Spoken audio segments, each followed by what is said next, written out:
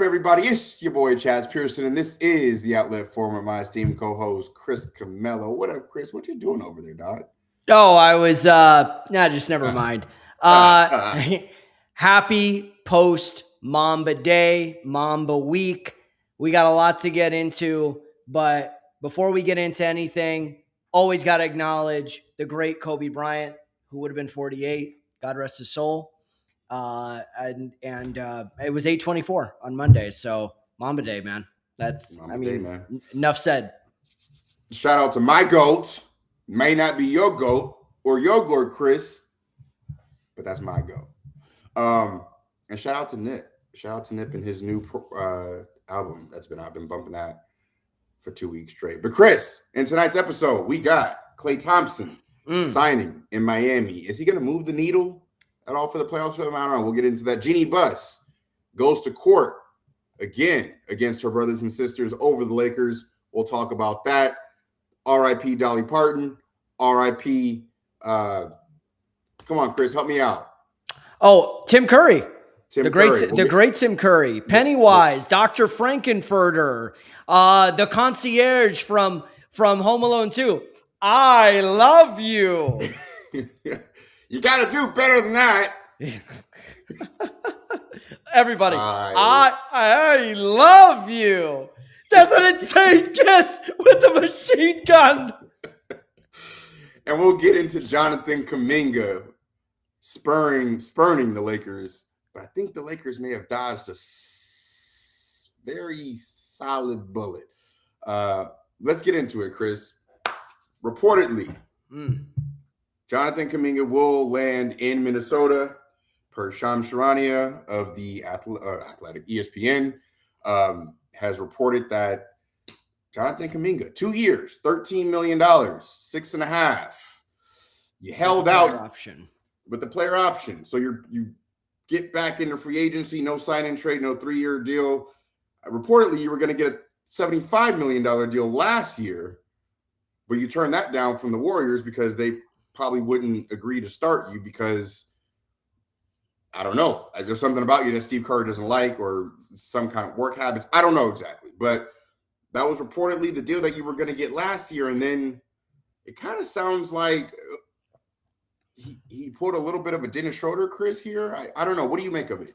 You know, I was thinking that yesterday. I said this kind of reminds me of the Dennis Schroeder situation. But to quote Jerry Seinfeld, you held out for less money.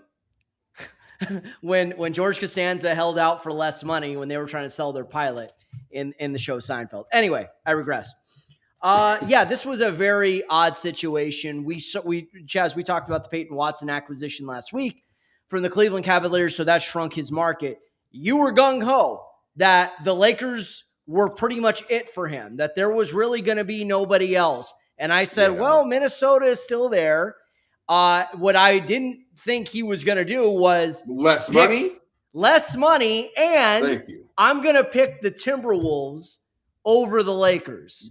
And by the way, no guarantees he starts in Minnesota. A good possibility because they probably like Dosunmu on the bench, but no guarantees he's going to go to Minnesota. And this also happens on the same day that Benedict Mathurin rejected the Clippers to sign a similar contract with the New Orleans Pelicans, right? Now, these guys basically did what I thought they should have done the whole time, especially Kuminga. I thought Mathurin had earned a 3-year contract. I wouldn't have been surprised if he took 3 years for $65 million to stay with the Clippers. But he decided, you know what? I'm going to bet on myself. I'm going to go into this situation in New Orleans. And if things work out, great. Then I'll opt out and make more money, more years next summer. I was saying Kuminga should do this the whole time. And I said, what better place than the Lakers where not only is there an easier pathway to start, but also, too, to get featured on a bigger stage alongside a very dynamic backcourt. Because one of the things, Chaz, we've talked about, the Lakers haven't really replaced LeBron necessarily. They also haven't replaced Rui Hachimura. Kuminga would have helped fill both of those voids as a true combo forward. But he decided Minnesota was a better fit. They were more aggressive. And by the way, it wasn't just Lakers in Minnesota. Portland, and Chicago were also in the mix for him. So at the end of the day, he did what he thought was best. I mean, honestly, I'm kind of glad this saga is over because I've never seen a holdout for a less talented player than Jonathan Kuminga. And I agree with your assessment that this is Dennis Schroeder-like, where Schroeder turned down $84 million, bet on himself, and it completely floundered. He's played on 7 teams now in 5 years. Kuminga, because of his inefficiency and being a pain in the ass and all this other drama off the court with his role and what he should be owed and everything, there are no guarantees unless he balls out in Minnesota that he is going to get that 3 or 4 year deal worth anywhere close to 100 mil or close to what Peyton Watson just signed with Cleveland this past week. So I hope he knows what he's doing. That's all I'm going to say. No, he doesn't know what he's doing. His agent doesn't know what he's doing either because he keeps putting himself in these positions where he's going to have to take less. Now, here's the thing. The upside to this is that he gets a small salary, an opportunity. I'll be honest with you, man. Let me finish my thought. He gets an opportunity to go back into free agency next year. Yeah. So at least he got the control that he wanted over where he wants to go, right? Instead of making $75 million over 3 years like he could have done probably last year. Mm-hmm. Like, I don't understand. Why not just take the deal and then try and and then play good and then try and force your way somewhere? Oh, that's right. You're not good enough to do something like that. So you got to get as much as you absolutely can. But this guy has spent, like, if he opts out of the Timberwolves and goes somewhere else next year for whatever amount of money, it'll be his 4th team in 4 years trying to chase a bag. From the Warriors to the Hawks to the Timberwolves to wherever else he's going to go next. So to me, I don't know what his agent is doing. I know you want to get paid, dog, but at the end of the day, you have to show that you are a consistent player to make $20, $25, $30 million. And in the NBA these days, I'm not going to say it's easy, but it's easier than it was 10 years ago to make $20, $30 million a year. I mean, we saw Alan Crabb, who is out of the league now. Oh, yeah. Good drop. Get a deal to where he was making, I believe it was 20-something million a year, and he had never started an NBA game in his career to that point. You know, he was a solid bench guy for the Trailblazers at the time. But, I mean, I don't know what Kuminga's doing. But here, God bless him. Go get your money. I'm never going to be one to talk about another man's pockets in terms of what he should or shouldn't do. It's just based on reports and what he got and what he's doing and what he could have had. And just off the simple fact of you chose LaMelo Ball over Luka Doncic. Mm-hmm. You chose cold-ass Minnesota over LA and beaches. Like, I just don't get it. But at the end of the day, that was somebody who clearly did not want to be a Laker. The Lakers wanted him, but he was using them as leverage to probably try and get as much as he wanted. But at the end of the day, you settled for $6.5 million when you could have got, I think, 12 at least, from the Lakers. And I was even saying for 3 years. I thought 2 for 20 was fair, Chaz, with the player option. The only way the Lakers could have got him was in a sign and trade with Atlanta. Atlanta was willing to do it, but they obviously didn't want Vanderbilt. The report this week was Jaden Hardy, the new player that the Lakers traded for, was going to be involved in that. Part of that. But, I mean, look, I get it. He's like, why would I lock myself into a 3-year deal at $36 million when I can make 25 next year if I play well? I get that completely. Go ahead. Sure. And and some guys have to sign those 1+1 prove it deals. DeAndre Ayton had to do it this past year or last summer. Marcus Smart. Some guys have to, whether you're coming off of injury or an ineffective a season where your value in the has really gone down and the market shrinks on you. In Kuminga's case, what's so odd about him was he was sort of neither of those in a way, but because of all the stuff that, his unceremonious exit from Golden State, And the fact that he hasn't really balled out for any one season. We haven't seen a year where he's turning heads. And it's like, damn, did y'all see what Kuminga did this past year? Where he's earned himself like a 3 or 4 year contract. We haven't really seen him. Whereas, like, we've seen that enough from Benedict Mathurin. We've seen that enough from Peyton Watson. And even those guys, no, let me finish. Like, we've seen enough where it's somewhat justified. Where even if you don't think they deserve the money, they've shown enough of who they are where you could look at them and say, that guy is a fit currently as is, and maybe he can get better as time goes on, right? Especially in Watson's case. I still think there's some untapped potential there. In Kuminga's case, I just think there's been so much attached to him that has outweighed what he's actually done on the court. So that's why I think teams have gotten scared off. So yeah, $6.5 million, a 1+1. Okay, you hit free agency again next year. If you play well and avoid serious injury, maybe Chris Finch could do something with him and get him to buy in. Maybe he's a good comp. I think unfortunately there's a little derivative with him and Jaden McDaniels' game, and I think that could hinder him when it comes to closing out games. Because Minnesota can go to a lineup of Ayo, Melo, Ant-Man, Rudy, and Jaden McDaniels. And Kuminga could be riding the pine down the stretch of games. Just saying. Whereas if you're with the Lakers, who are you really worried about on your heels? Jared Vanderbilt? Jake LaRavia? Come on. Quentin Grimes? More than likely, you were going to be on the court in crunch time with Luka, Kessler, depending on the situation, Reeves, Grimes, you know what I mean? Those guys. So, like I said, hope he knows what he's doing. It's not a bad situation in Minnesota, but a little less margin for error, and I think a little less tolerance for BS with Chris Finch in them. So we shall see. We'll see, man. I don't know. I'm not too hopeful about it, but I will say they might be fun. I don't think he's going to play more than Ayo Dosunmu, in my opinion. I don't think so. But and there are guys, Chaz, I looked at that lineup. Sorry to interrupt. Josh Green is there. They brought back Trey Lyles, who was out of the league for the last 2 seasons, I think year or two. He'll play more. They brought him back. Who was the other one? Isaiah Evans, the rookie out of Duke, Terrence Shannon. So, I mean, there are guys who could also be wing types that could play him out. I'm not saying that's going to happen. I'm saying it could happen, right?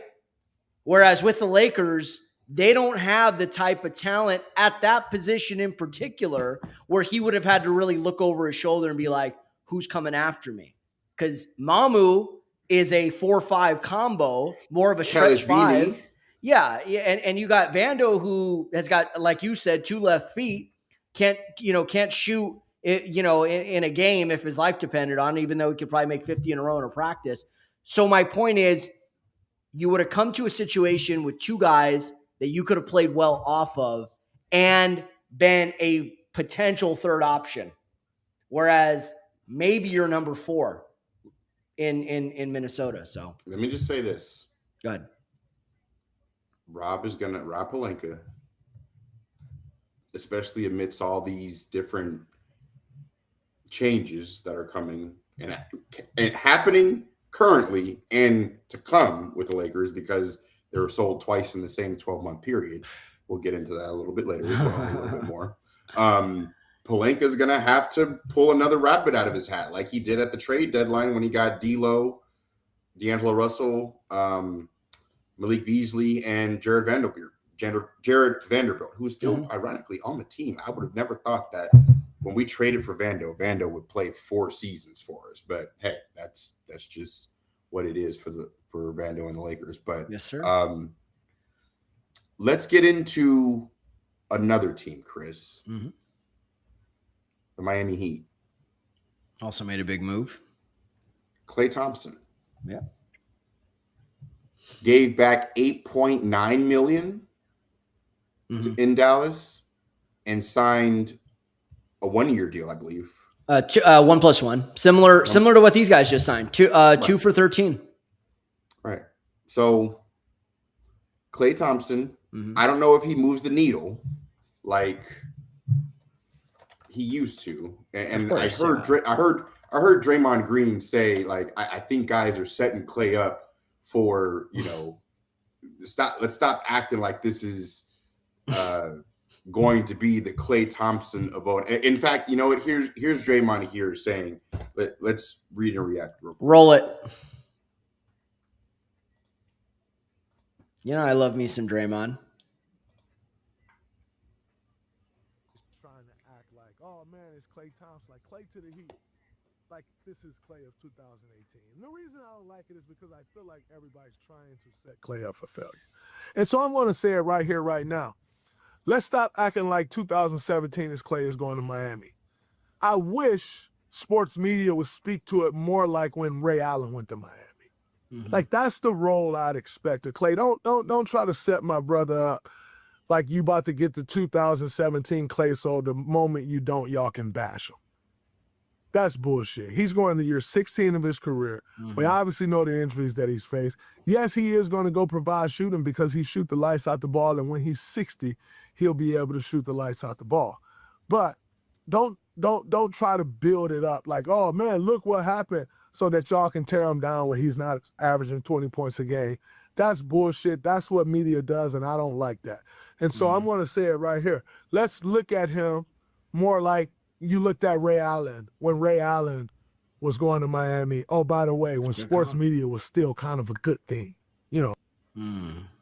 Yeah. Oh, man. Let me just say this. I know a lot of people can't stand Draymond. I know a lot of people can't stand Charles Barkley. Can I tell you something, Chaz? I love both those guys because they are unapologetically themselves, and they're real and they're honest, and even if you don't like what they say, they're always true to themselves. And I agree 100%. And I thought that was a very great comparison to late stage Ray Allen, because when you look at it, Klay Thompson is basically where Ray Allen is at now. Now, Ray didn't have a torn Achilles, a torn ACL, and everything like that, but he was still an older player. I think the reason why, and I don't know if anyone, the only one thing I'll push back is everyone hyping up this move as if to say it's some big thing for Miami? This was really the only option they had to fill the shooting guard position. I think the backcourt is going to be a major problem for them. The front court's going to be fine if Bam and Giannis and Bobby Portis are healthy. Nikola Jovic is solid. But the backcourt with Davion Mitchell, who I like, but is he ready to take that next jump forward? They needed a shooting guard, right, to go between Davion Mitchell and Andrew Wiggins. And Klay, out of necessity, is more than likely going to be the starting shooting guard. But Draymond's right. He's going into year 16. He's 35, 36, 37 years old. Even his time in Dallas was sort of a mixed bag at best. He is a shell of himself.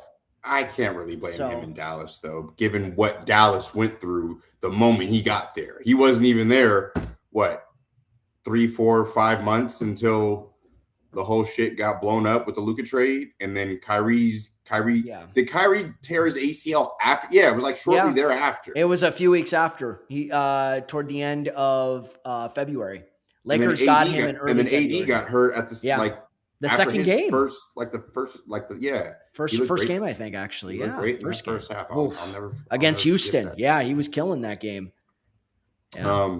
So we'll see how it shakes out and what happens, but I do think Klay is going to be very effective, though, with the Heat, because the front court of Bobby Portis and Bam Adebayo and Giannis Antetokounmpo Wiggins is going to create, the lane's going to collapse, and that's going to get spray outs for Klay. Can he make those shots? Absolutely, he can. He's Klay Thompson. It's just a matter of how well he's going to do consistently. And if he can stay healthy for the long haul, given that he is going into year 16 now, you're also getting a whole different generation of players that are, coming in and out of the league now because, DeMar DeRozan is probably on his last year or two because he just signed with the Nuggets. Yeah. Same thing that Russell Westbrook did a couple of years. He's now out of the league, retired. Yeah. So I think we're just getting a different, James Harden, re-signed, right? But crazy. I think this is I think this is his last deal, that like the last deal where he's going to make double-digit multi-million dollars per year until he's starting to go down to taxpayer level, mid-level exception to the veteran minimum, and then out of the league. So you're starting to see some of those guys do that, and then Klay is going to be right there, not too far behind him as well. Kyrie, I don't know about him, but yeah, we got to see how he looks. Yeah, we'll see how he looks when he comes back. I would feel better about this signing if they had another established shooting guard that is capable of starting. That would be the thing. Like if they had another another two guard who could actually start, and then you have Klay coming up off the bench. Because remember, Miami didn't sign Ray Allen to start. Miami signed Ray Allen to provide shooting off the bench, close games out, and, in late game situations, you can kind of go to that positionless lineup. But it feels like they're going to need Klay to do some heavy lifting. Not just, you mentioned the outside shooting. Obviously, that's a given. If he's healthy and with Bam and Giannis and the type of attention that they attract, and even Mitchell's ability to break down a defense, that's going to create opportunities for Klay. So valuable floor spacing. The question is, on the perimeter, is he going to be the defensive weak link? Like, can Spoelstra do enough to hide him defensively? Because he is not who he once was those years in Golden State during the dynasty in the mid 2010s. So that's the question mark I have. But given the fact that there was not a lot of great options out there, what was it? It was Klay. It was Bradley Beal, who ended up going back to the Clippers. It was DeRozan, like you said, who ends up going to Denver. And that's it. So at least with Klay, he's not a ball dominant guard. You don't have to draw plays up for him. And he's still a decent defender. I just don't know if he could provide the heavy lifting Miami might need him to from that position defensively. I don't know. I don't get it, Chris. I'll say this.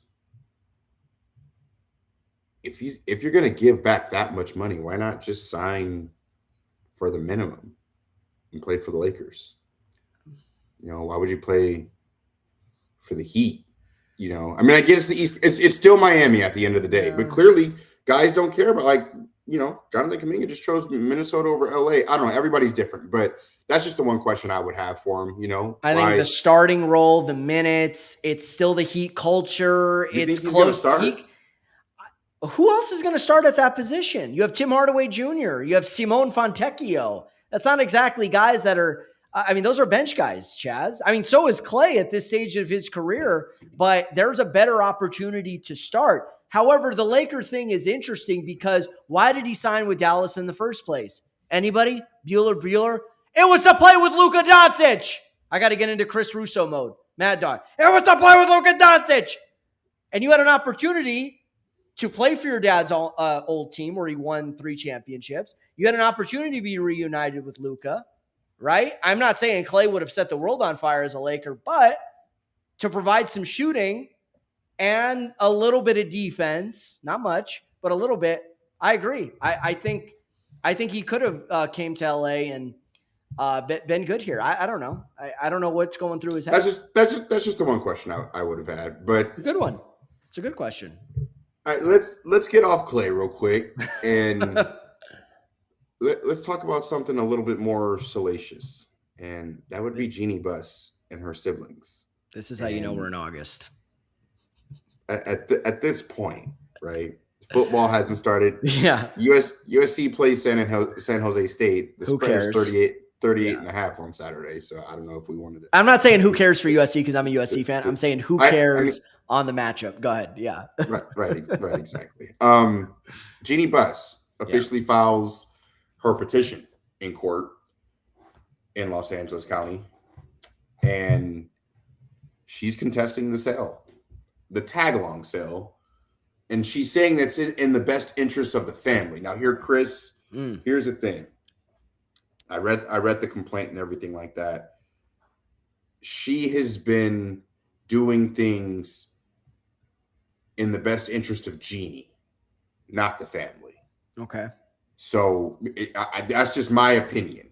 When you fire your brothers right before Thanksgiving, when you sell the team and not tell anybody, when you are moving stuff around and hiring and firing people and letting Mark Walter do his thing because you want to get these, not M's, B's, billions, and still remain governor at the same time, you're moving in the best interests of yourself and your group of people rather than the rest of the family. Because she has older siblings, Chris, that may not have that much time left. Some of them in their late 60s, early 70s. Right. Life expectancy is no more than about 84 these days. So you've never touched $1 billion, and now you have a chance to, and you may only have 10 years to use it or to play with it or do stuff with it in your life. I understand why those people want to get that money now. So the question becomes, will her case hold up in court? Because originally, the provision in 2017 that she won against Jim Buss and Joey Buss, I believe, originally, was her being the governor of the team, her owning the team, her being the sole decision maker because of the way that Jerry Buss set up the family trust. Really, her mom did in 2006 when Jerry Buss decided to have two other kids, essentially. So, which is Jesse and Joey. Joey. So, Chris, do you think that this petition will hold up in court, or is the judge just going to look at everything and say, you know what? No, you're out. You're selling, and the rest of your siblings, you and the rest of your siblings can split up, whatever the rest of the 17.8% is at the $12.5 billion evaluation. What do you think is going to happen?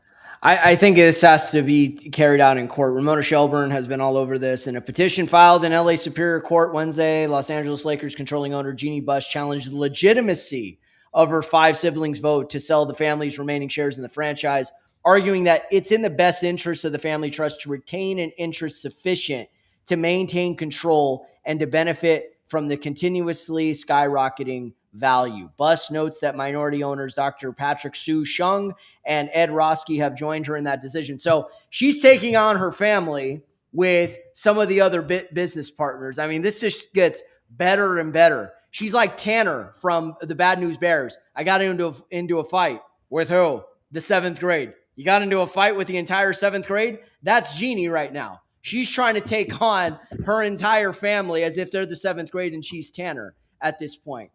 I am wondering if a judge will honor the 2017 order because of the 2 other trustees of Jeanie and Joey. If they are agreeing to sell, then what leg does she really have to stand on at this point? And because, can I answer that just really quick? Oh, go ahead. Please do.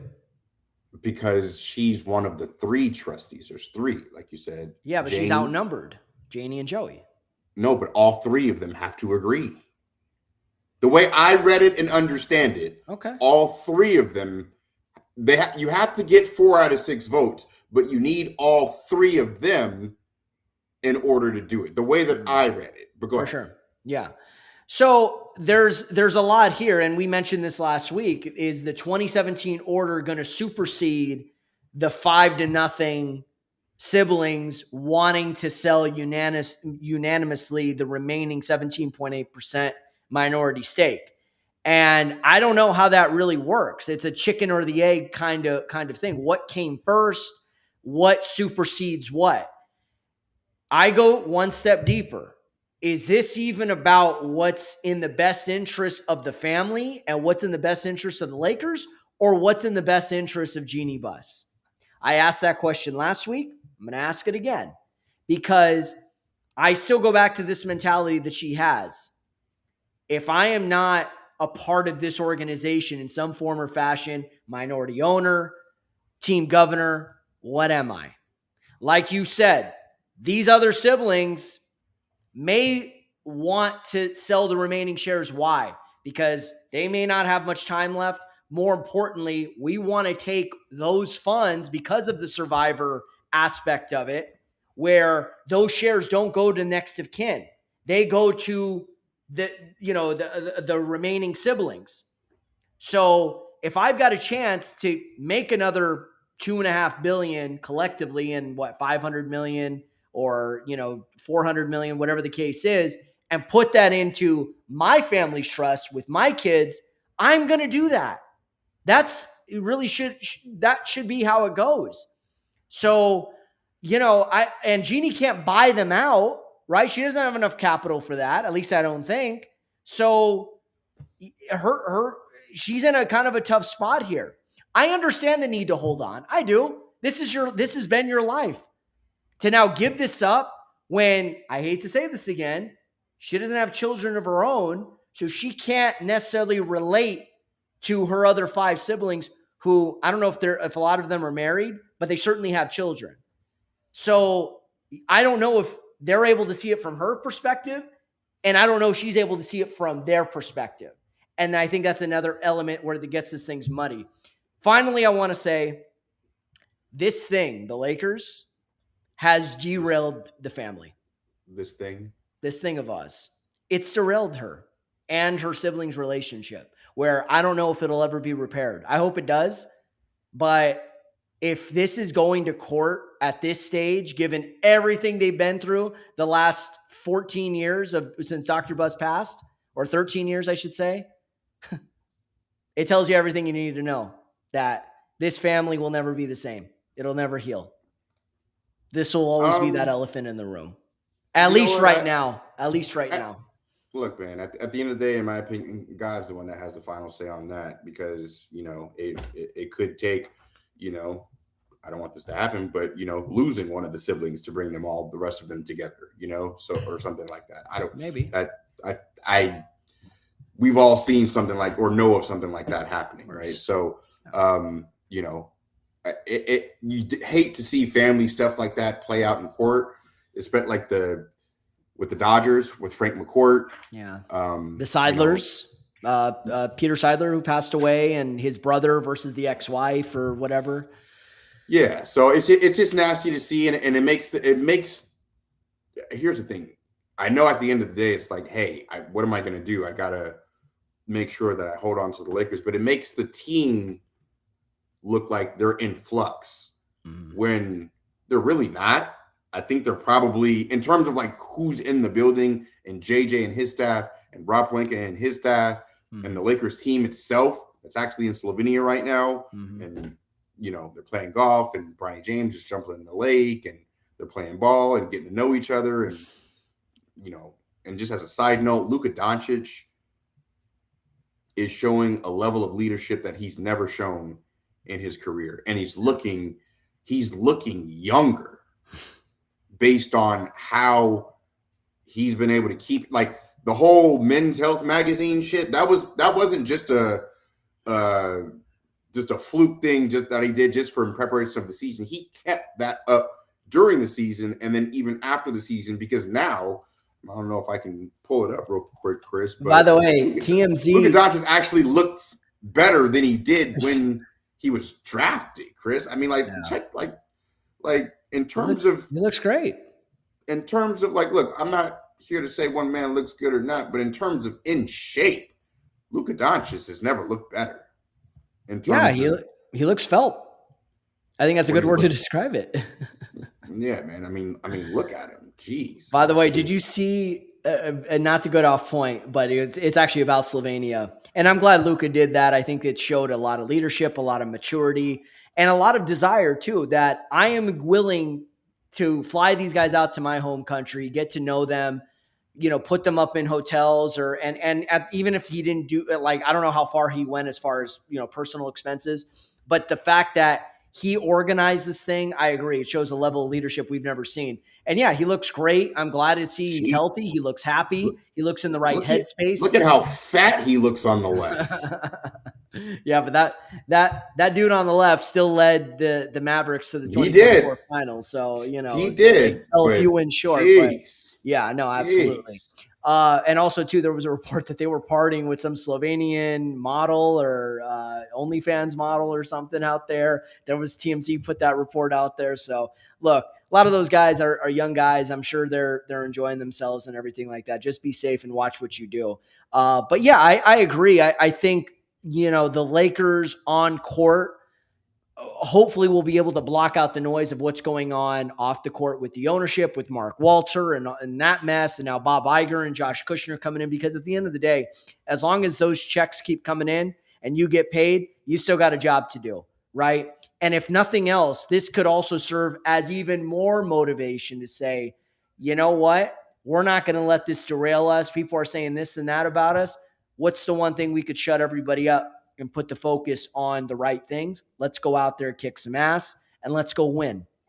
Winning is the ultimate elixir, Chaz. The reason why the Chicago Bulls controversy in the 90s with Jerry Krause and Phil Jackson and Jerry Reinsdorf and MJ didn't blow up more than it did. Well, one, there was no social media. And two, they won.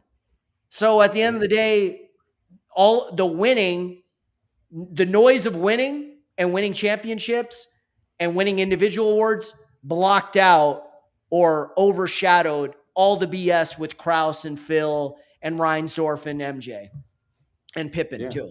So the Lakers need to take a page out of that book. So we shall see how it all plays out. But this thing with Jeanie and the siblings is going to be very interesting. Once again, if I'm not the governor of the Lakers, what am I? I think that's the mindset, bro. I'm not a psychologist, nor do I play one on this podcast, but I got to believe that mindset is factoring in big time. Yeah. Yeah. Well, we'll see what happens. We'll see what happens. Chris, just really quick before we get out of here. I know we wanted to. Can you calm me down about the Dodgers right now? Just real quick. Well, I mean, I'll be honest. I was wait, hold on. Before you say anything, just a quick yes or no. Do you feel like I feel? Can you calm me down at all? Or I can do both. Are you starting to press the panic button because these guys can't fucking win a game against a team with a record above 500? I think you could do both. I could empathize and say, yes, I'm very frustrated after tonight's loss and last night's loss, because it was almost like one and the same. It was Tanner Scott giving up back-to-back RBI hits, one in the 8th inning last night. Tonight it was in the 9th against a guy, like you said, hadn't gotten a hit in 3 months in Ha-Seong Kim, but has also had big moments against the Dodgers. So he sees that blue hat with the white LA logo. He's basically, it's like a shark in the water that sees blood. However, at the same point in time, you also wonder if the Dodgers are going to catch lightning in a bottle. They're not going to be this bad situational hitting all the time, right? They're not going to be, the bullpen is not going to be this bad. We're going to have better starting pitching than you did tonight. And even yesterday, I mean, it was Tyler Glasnow's first start in almost 4 months. So how much stock do you put into that? Him and Roki kept the game tight. I mean, and the bullpen did too, for the most part. So that's the solace that you have. And Atlanta, they kind of need these games a little bit. They're trying to keep their chances of getting the bye open too. And they know the only way to do that is to win these games. And they're coming off a stretch where they were swept by the Twins, lost 2 out of 3 to the Brewers, and before that, lost 2 out of 3 to the Diamondbacks. So they're trying to get themselves back on track. The Dodgers are now 2 games behind Milwaukee for the top seed. And 2 games ahead. And 3 games ahead. 2 games? Yeah, 2 or 3. I think it's 3. I haven't checked the standings. Ahead. Okay, so 3 games ahead. Yeah. And also, too, Chaz, the schedule after this Braves series is soft, relatively. You got some teams that could be pains in the asses. You got Detroit, who's on a losing streak. St. Louis, who is kind of a pain in the ass because they're sort of in that no man's land. Washington is kind of falling out of it. You got 7 games against the Reds, a 3-game set against Miami, 6 games against a struggling Giants team who just coughed up a 6-run lead in the 9th inning today. So the only other series that may have an impact to it is the series against the Padres. And even at that point, that series may mean more to the Padres than it will to the Dodgers. If the Dodgers lost Roki Sasaki for 2 weeks, at least. Right, but at the same point in time, you've got Sheehan down in AAA. Blister. Okay, Robleski is going to be back soon. You got Lowry you could plug into that spot. You just got Glasnow back. And Ohtani is also going to be pitching. So, yeah, Roki was pitching well. It's a blister. He'll probably be out for the next couple of weeks, but I'm not concerned about that. The concern right now is a blister can keep you out 2 weeks? Well, it's the 10-day IL, so it's like the equivalent of 2 weeks. I don't know, Chaz. I don't know the severity of it, but it's enough to put him on the IL. That's a 10-day stint, at least. The only time it's less is if it's a concussion protocol, and that's 7. Dave Roberts has to be losing his mind. No, he's not. Now it's starting pitching because they have plenty of it. Okay, let me finish my point. By the way, also keep your eye on Gavin Stone. Pitched another great game in Oklahoma City. He has looked sharp this month in his rehab assignment. Hasn't pitched an inning all season, coming off the shoulder injury. 2 things. Situational hitting has to be better. You can't have the bases loaded, even after you tie the game, bases loaded, nobody out, and don't even get one more run across. Unacceptable.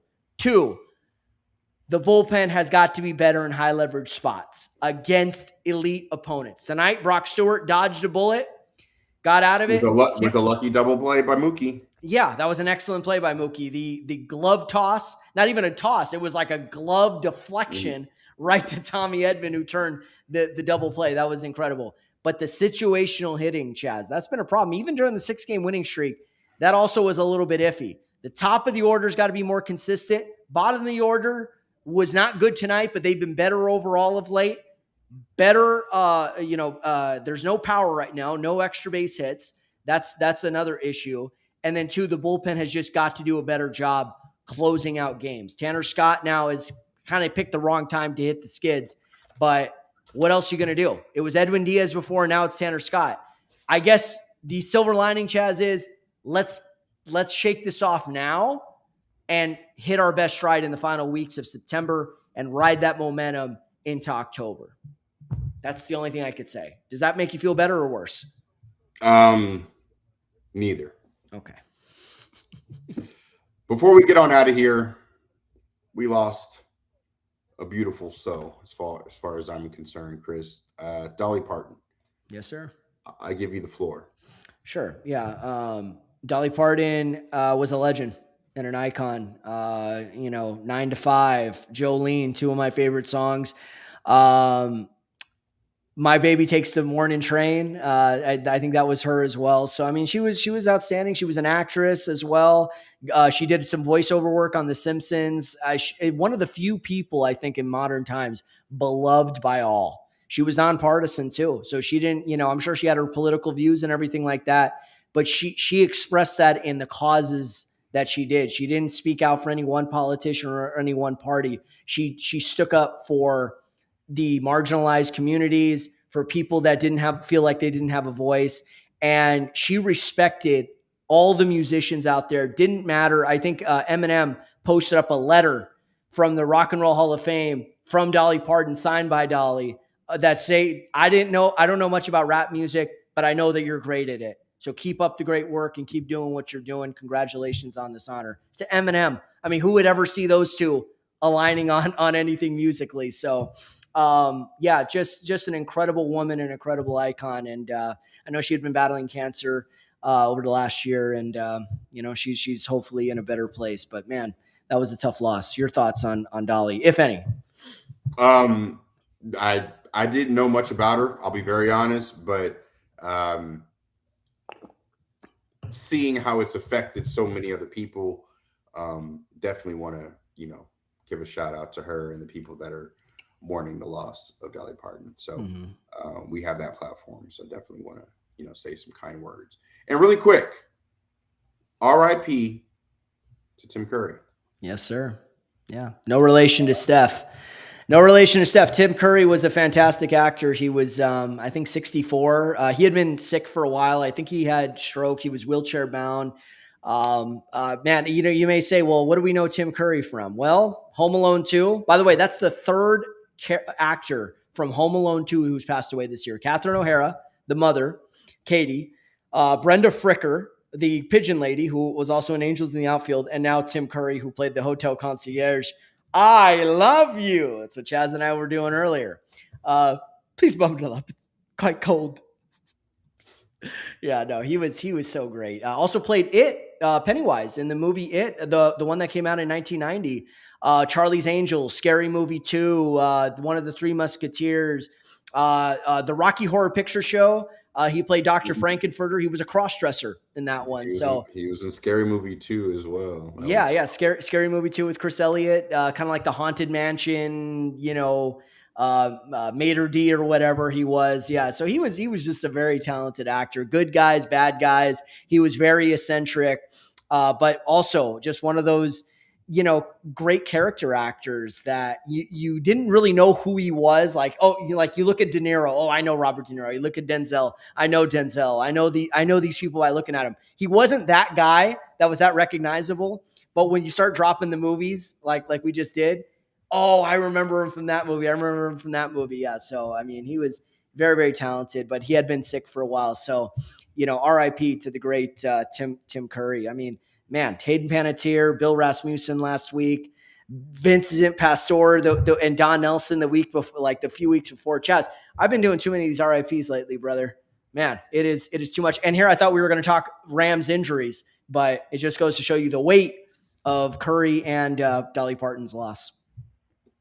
We can talk about those next week because we still got a few more weeks until football season starts. But we also have to get into our picks as well. So we'll talk a little football. But Dodgers,